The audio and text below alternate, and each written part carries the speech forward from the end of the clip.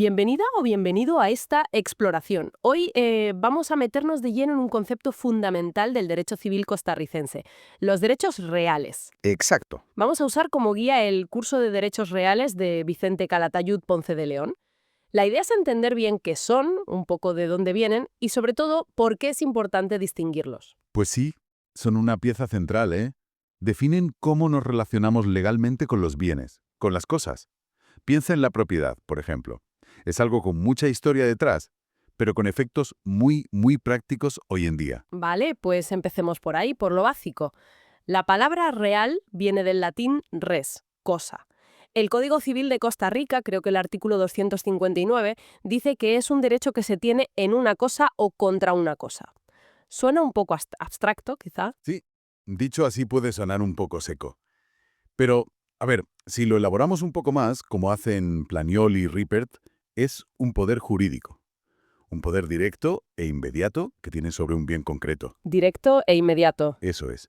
Te permite usarlo, aprovecharlo, total o parcialmente. Y lo más importante, ese poder lo puedes hacer valer frente a todo el mundo. Es oponible erga omnis. O sea que todos los demás tienen que respetarlo. Exacto. Tienen un deber general de abstenerse, de no interferir. Los elementos clave son el titular, tú, por ejemplo, la cosa, el bien, y esa potestad directa y, bueno, universalmente oponible. Entiendo. Y esto, claro, no es una invención moderna, tiene raíces históricas profundas, ¿verdad? Claro. El sistema de Costa Rica bebe mucho de la tradición romana y luego la franco-germánica. En Roma ya, bueno, ya distinguían muy bien. Ah, sí. ¿Cómo? Pues diferenciaban el dominium, que era la propiedad plena, total, de los iura in re aliena, o sea, derechos pero sobre una cosa que era de otro. Como una servidumbre, por ejemplo. Justo, servidumbre, usufructo. Y también era clave la diferencia en los juicios. La actio in rem, la acción real, iba contra la cosa. Daba igual quién la tuviera. Iba a por la cosa directamente. Eso. Mientras que la actio in personam era contra una persona concreta, tu deudor. De ahí viene esa idea clave de inmediatividad, el poder directo del titular sobre la cosa. Vale, entonces, si viene de tan lejos, ¿por qué sigue siendo tan importante hoy separar estos derechos reales de los otros, los personales, los de obligación, los que nacen de un contrato, por ejemplo? Ah, pues aquí está el kit de la cuestión práctica. Las diferencias tienen efectos, enormes. Fíjate en cómo se adquieren. Por ejemplo, Algunos derechos reales, la propiedad es el caso estrella, se pueden adquirir por el mero paso del tiempo si cumples ciertos requisitos. La usucapión, ¿sabes? La prescripción adquisitiva. ya, usar algo durante mucho tiempo como si fuera tuyo. Exacto. Eso con un derecho de crédito, con una deuda. Es impensable.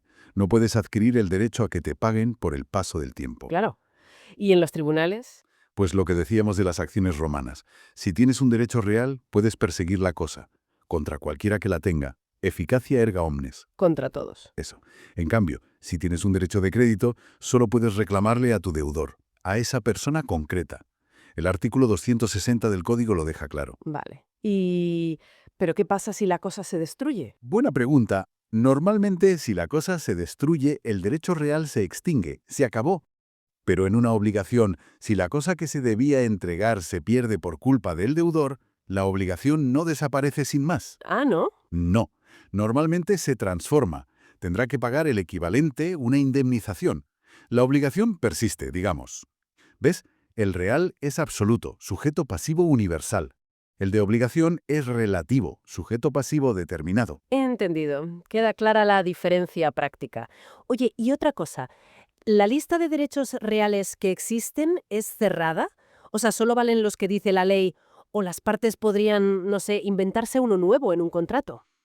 Uf, ese es el gran debate. Numerus clausus, lista cerrada, versus numerus apertus, lista abierta. ¿Y cuál es la tendencia? A ver, históricamente, sobre todo después de la Revolución Francesa, se tendió a cerrar la lista, numerus clausus. Querían liberar la propiedad de cargas raras, cargas feudales. La idea era que solo la ley creara estos derechos tan potentes. ¿Y en Costa Rica? Pues es interesante, hay argumentos para las dos posturas. La tradición y la seguridad jurídica tiran hacia la lista cerrada, pero el Código Civil, en el artículo 459, al hablar de la inscripción, menciona cualesquiera otros reales diversos del de hipoteca. Y luego está la Constitución, el artículo 28 sobre autonomía privada. O sea, que deja una puerta abierta. Podría interpretarse así. Sí, deja una rendija para el numerus apertus, aunque en la práctica crear una figura totalmente nueva que funcione como derecho real con todas sus consecuencias es muy complicado. La tendencia dominante sigue siendo más bien restrictiva. Vale, para aterrizarlo un poco más, ¿cuáles son los derechos reales más típicos que encontramos en la legislación de Costa Rica? Los del día a día, digamos. Bueno, el Código Civil, artículo 264 y siguientes, enumera las facultades del dominio: posesión, usufructo, transformación, enajenación, defensa. Luego regula específicamente la propiedad, claro, tanto la plena como la limitada. Y además de la propiedad, Pues regula las servidumbres, como la de paso que decíamos, artículo 370. Y luego están los derechos reales de garantía: la hipoteca sobre inmuebles, artículo 409, y la prenda, que ahora está más en el Código de Comercio, sobre bienes muebles, artículo 530. Esos son los grandes bloques. entendido.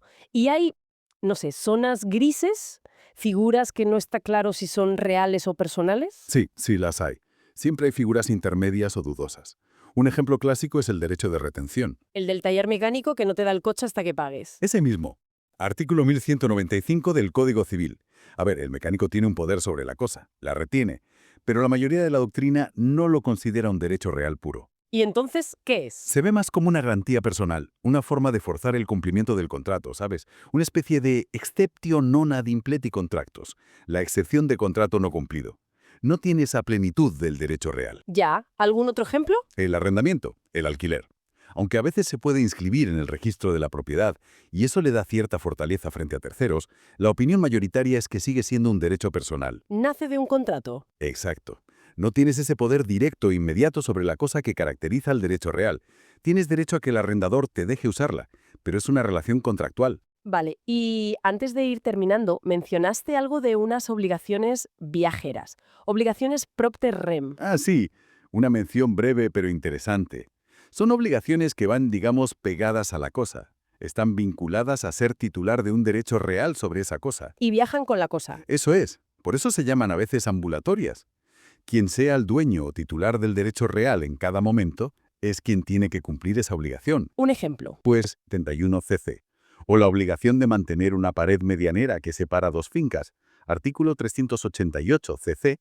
El que sea dueño paga o repara. Y si vendes la finca, la obligación pasa al nuevo dueño. Exacto.